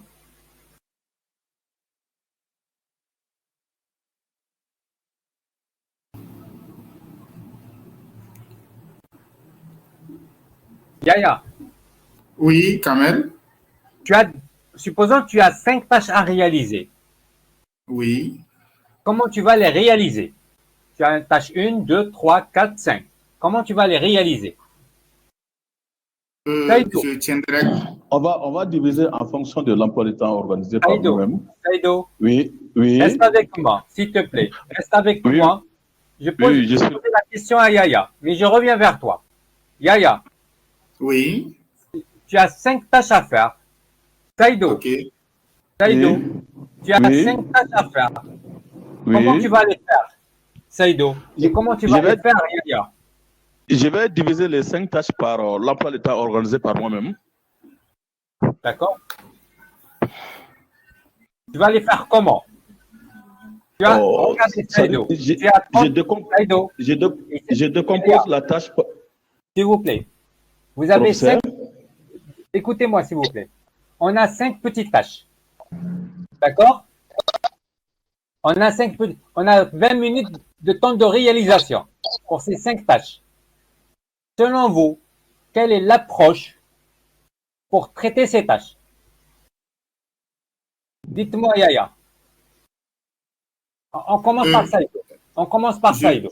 Après, Yaya, c'est le tour de Yaya. D'accord? Saïdo. D'accord. En fait, les 5 tâches par 20 minutes, je vais diviser les tâches par 5 d'abord. D'accord. Et chaque tâche, je vais exécuter par 4 minutes, quoi. Très bien. Donc, Saïdo, tu es séquentiel, c'est ça? Oui, oui. Alors? 50 par 50. Très bien. Yaya? Oui, Sangare. Moi, je tiendrai compte de la priorité des tâches. D'accord. Parce que si le temps imparti n'est pas suffisant, je serai obligé de déléguer certaines tâches. Et certainement, ça va être les moins prioritaires, évidemment. D'accord. Bonsoir. Oui, Sangare. Oui, bonsoir. Heureux de vous rejoindre. Sois le bienvenu. Merci. Alors, en fait, par rapport aux tâches, moi, je pense qu'il serait mieux de classer les tâches par priorité, par ordre de priorité. D'accord. Ça, c'est le premier point. Et déterminer un planning d'exécution des différentes tâches. Très bien. Oui. Donc, tu rejoins plus ou moins Sangare, Saïdo, c'est ça? Oui. Très bien. Alors, mais par contre, Yaya a dit quelque chose de différent. Il va déléguer. Yaya, tu vas déléguer pour que tu puisses faire exécuter les tâches en même temps, c'est ça? Oui, ça dépendra un peu de l'enchaînement des tâches. Très bien. Si c'est des tâches qui doivent être faites concomitamment, là, on est obligé de déléguer certaines tâches. On n'a même pas le choix. Supposons que, Yaya, Saïdo, supposons que ces tâches-là n'ont rien à voir l'une par rapport aux autres. Supposons. Ils sont indépendants. En ce moment, la question de priorité est là. D'accord. Voilà, donc on priorise et en fonction de ça, on élabore un agenda de réalisation. Très bien. Alors, d'une manière générale, si je vais prendre le cas de Yaya et si je vais prendre le cas de Saïdo, ils ont le point commun. Donc, ils doivent prioriser les tâches, c'est ça? Oui. Donc, si on priorise les tâches, Saïdo a dit, on va commencer par la tâche, la priorité la plus haute et on va descendre jusqu'à la tâche la plus basse. C'est vrai, c'est ça, Saïdo? Oui. Très bien. Yaya a priorisé aussi les tâches. Mais l'exécution, il va prendre quelques tâches pour lui et les autres va les déléguer. C'est vrai, Yaya? C'est ça. Donc, d'une manière générale, Yaya, il y aura quelques tâches qui vont être traitées en parallèle. C'est vrai, Yaya? Oui. Donc, tout simplement, on aura 2 catégories de tâches. Il y a des tâches simultanées et les tâches séquentielles. Tout à fait. Donc, en fait, quand ce sont les deux grands modes de traitement des tâches.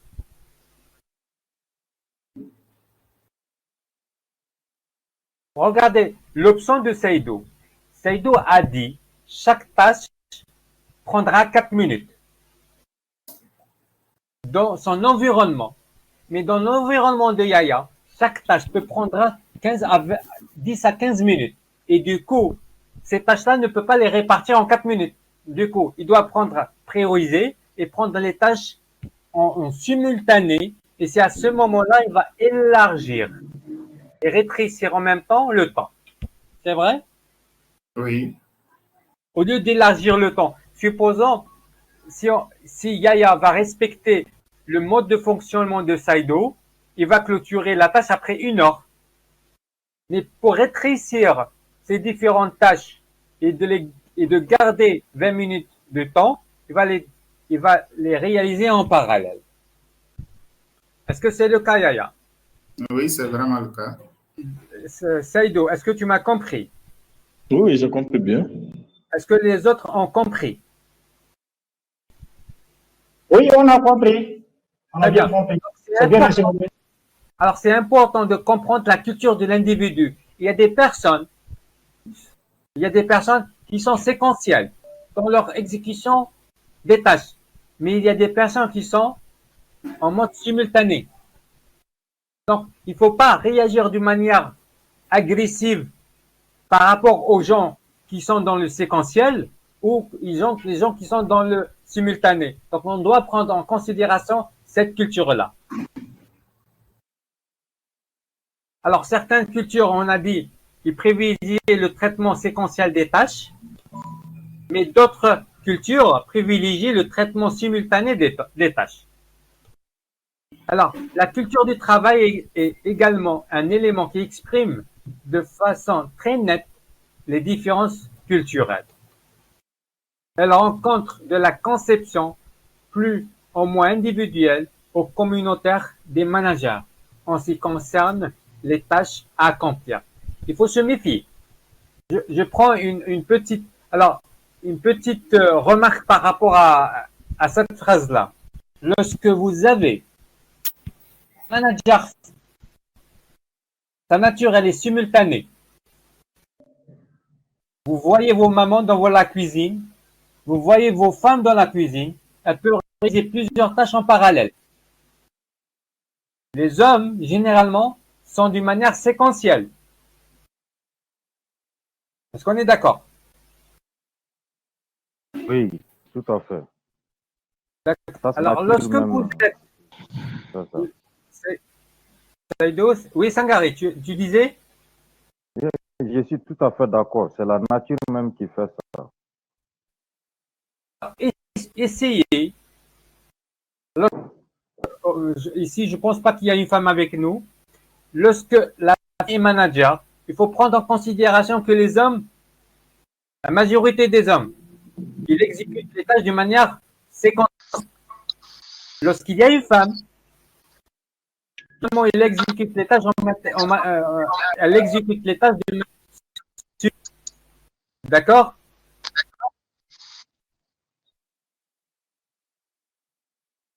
Oui, j'ai dit que c'est la même qui fait ça, quoi. La nature du genre qui fait ça. Les hommes sont de plus souvent multitâches en même temps. Les hommes agissent de façon séquentielle pour la plupart des cas. Donc il faut prendre ça, il faut prendre ça comme un point qui est très important dans l'organisation. Alors en matière de décision, deux tendances opposées se distinguent. Lesquelles?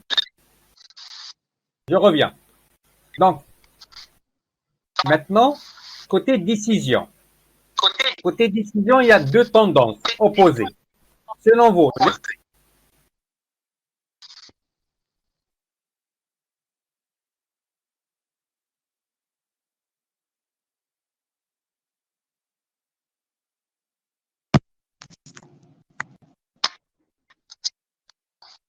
Maïla?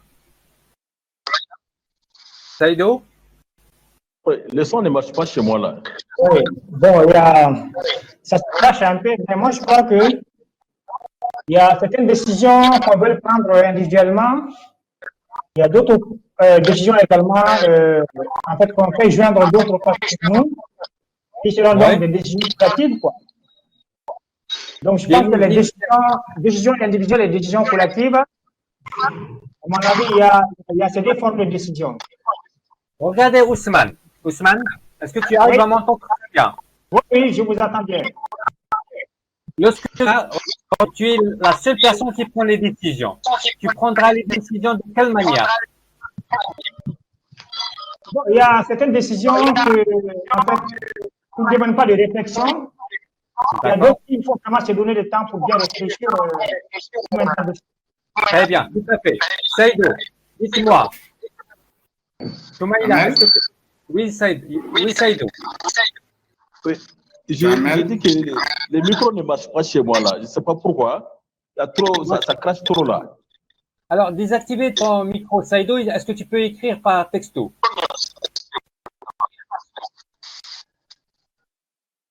Oui, Yaya, dites-moi. Non, je voulais réagir par rapport au même problème, le problème de micro. Est-ce qu'il n'y a pas une interférence quelque part sur quelqu'un? Si on peut essayer de désactiver en même temps, on va essayer de voir. Voilà.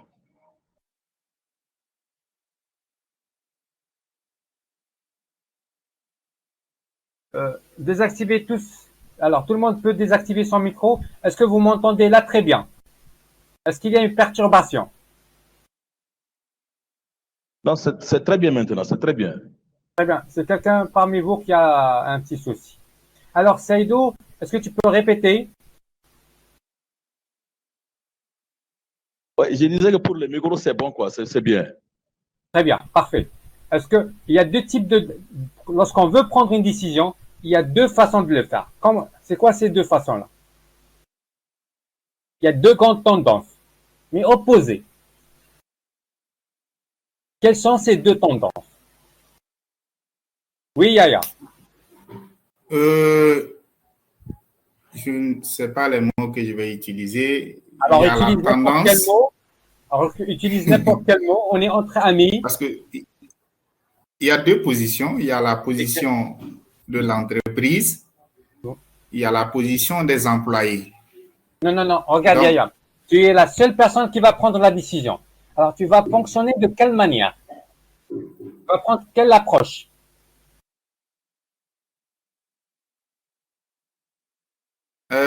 L'approche un peu participative.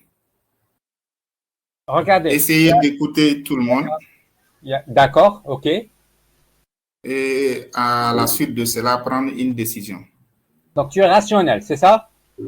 Oui. Très bien. L'autre façon? C'est ce qu'Ousmane disait, c'est très individuel. Très bien. Okay. On se dit peut-être, on est le chef. Voilà, on prend des décisions. Alors, tout simplement, il y a la première partie qui est la rationalité. Et le deuxième point, c'est l'empirisme. Alors, la rationalité, c'est d'analyser les éléments. On va prendre une approche analytique et objective. Mais l'empirisme, ça a une relation directe avec nos expériences, notre intuition et notre ressentiment. D'accord? Donc, il y a une contre-approche. On prend tous les d'une manière objective. L'empirisme, voilà, j'ai le feeling, j'ai une intuition et mon expérience aussi. Est-ce qu'on a compris? Oui, on a compris. La première, là, c'est, en fait, ça s'appuie sur la raison. Et l'autre, là, je crois bien que c'est beaucoup plus, la raison est mise de côté, mais bon, c'est une question d'intuition maintenant. Voilà, c'est même dedans. Voilà, l'intuition, en fait, qui n'a rien à voir maintenant avec la raison. Donc, les décisions un peu qui ne sont pas bien réfléchies, n'est-ce pas? Mais qui, pour nous, sont justes. Voilà. Très bien. Alors, très Merci Souleymane. Alors, l'exercice de l'autorité est aussi un révélateur de différence selon que l'on adopte une vision exclusive, consensus de pouvoir. Donc, il y a des gens qui sont autoritaires, quel que soit. Il n'a rien à voir avec l'aspect rationalité ou autre. Donc, il est autoritaire, il tranche. Alors, le rôle national. Alors, le rôle clé dans une organisation internationale est très important. On doit définir c'est quoi le rôle du manager. Alors, le manager international est un cadre de niveau stratégique ou opérationnel, mobile sur un plan international et qui intervient en contexte interculturel. Parmi ces responsabilités, on distingue 3 principales responsabilités. Selon vous, c'est quoi les principales caractéristiques manager à l'international?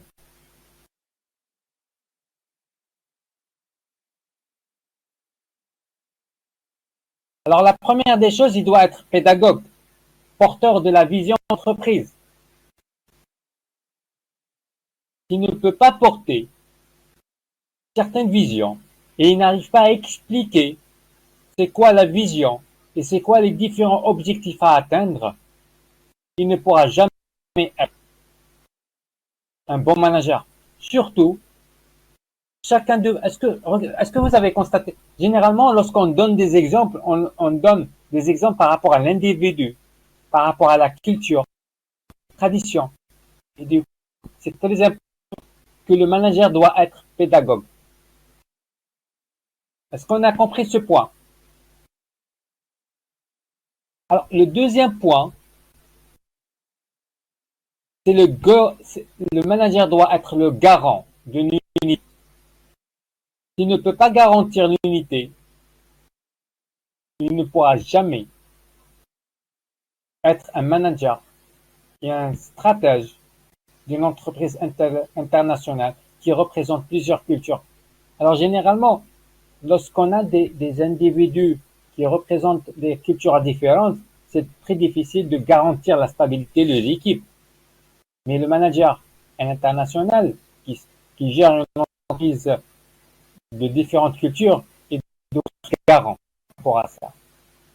Et le dernier point, c'est l'homme de compromis, respectueux de toutes les cultures. Si le manager, il est là, mais il n'arrive pas à respecter les différentes cultures, est-ce que les autres peuvent?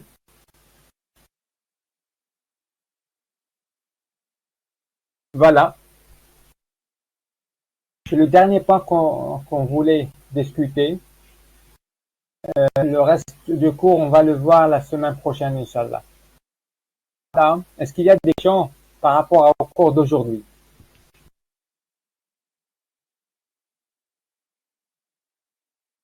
Sangare, Ousmane, Seydou, Suleiman, Soumaïla, Yaya? Non? Alors, Oui, Saïdo. Juste un remerciement à notre professeur Kamal de votre brillante exposé. Sinon, à part, je n'ai pas d'autres questions à poser. ok, en ce qui me concerne... J'aimerais bien que tu me poses. Je serais heureux que si tu me poses une question, Saïdo. En ce qui me concerne, je pense que ça a été vraiment intéressant. Malheureusement que j'ai pas eu le temps de suivre en intégralité. Mais j'approuve l'exercice précédent. Je vais essayer au moins de m'y atteler personnellement pour pouvoir améliorer un peu ma compétence par rapport à ces compétences fondamentales-là. Beaucoup plus. Mais en ce moment, j'étais dans une zone non couverte par les réseaux. Voilà. C'est Sangare. Sangare, tu peux revoir l'enregistrement. Et si tu as besoin de ce soit, n'hésite pas. Okay. Il n'y a aucun problème. J'ai déjà votre contact. Très bien. Je ferai attention. Merci beaucoup. Avec plaisir, Sangare. Avec lui. Oui, Ousmane. Oui. Moi, je remarque que pour ce cours de management stratégique international-là, on est beaucoup plus en train de mettre l'accent sur la culture, quoi, la culture. La séance précédente serait beaucoup sur la culture et cette fois-ci encore sur les cas. Je dirais que c'est ça le déterminant dans le cas de ce management. La différence, la culture, c'est ça. C'est seulement ça qu'on a étudié. c'est pas en fait le management classique, parce qu'on a vu d'autres facettes, n'est-ce pas, du management avec vous lors des séances précédentes là. Mais pour celui-ci, c'est beaucoup plus vraiment focalisé sur les différences. Voilà. Est-ce que je me trompe? Oui, ok, Ousmane. Lorsqu'on a parlé du management la dernière fois, c'était beaucoup sur l'opérationnel. C'est l'exécution en fin de compte. Oui. Mais là, on est en train de parler sur le mindset. C'est l'état d'âme. Mm-hmm. Oui, parce que si on n'arrive pas à accepter la différence qui existe entre moi et toi, Ousmane, regardez, si tu es très bien dans la technicité du management, de l'opérationnel, de mettre des KPI, de regarder, on va dire, de planifier. Si vous regardez Ousmane, on va dire quelque chose. Si tu es un très bon planificateur, un manager planifie exactement à merveille les grandes tâches.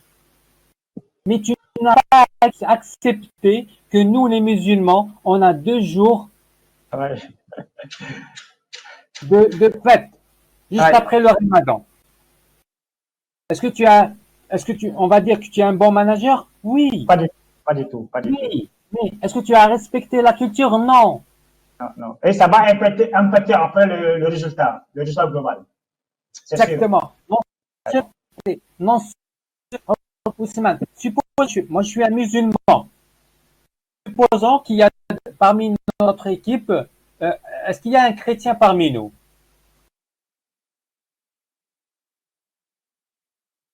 Sangaré? Non, je ne suis pas chrétien, je suis musulman aussi également. Alors, tout le monde est musulman? Je suis également musulman. Mais il y a un chrétien qui n'a pas pris part aujourd'hui, par exemple Pierre, que je connais très bien. Très bien. Donc, lui, en fait, il n'a pas été avec nous aujourd'hui. Oui. Il n'y a pas de souci. Regardez Ousmane. Supposons Pierre, notre manager, il est chrétien. D'accord? Oui. Et il va établir un planning. Et ce planning-là n'a pas considéré. C'est un bon manager. C'est un bon planificateur. Mais ce planning-là n'a pas pris en considération les 2 jours fériés de l'Aïd, de la fête, ou une journée. Tout dépend des pays. D'accord? Est-ce que cela fait de lui un bon manager? Non, il sera le seul à exécuter ce plan dans ce cas. Exactement. Et du coup, qu'est-ce qu'il va faire? Regardez, regardez. Mais par contre, Pierre, dans quelques temps, il y a une fête chrétienne. Il va la prendre en considération.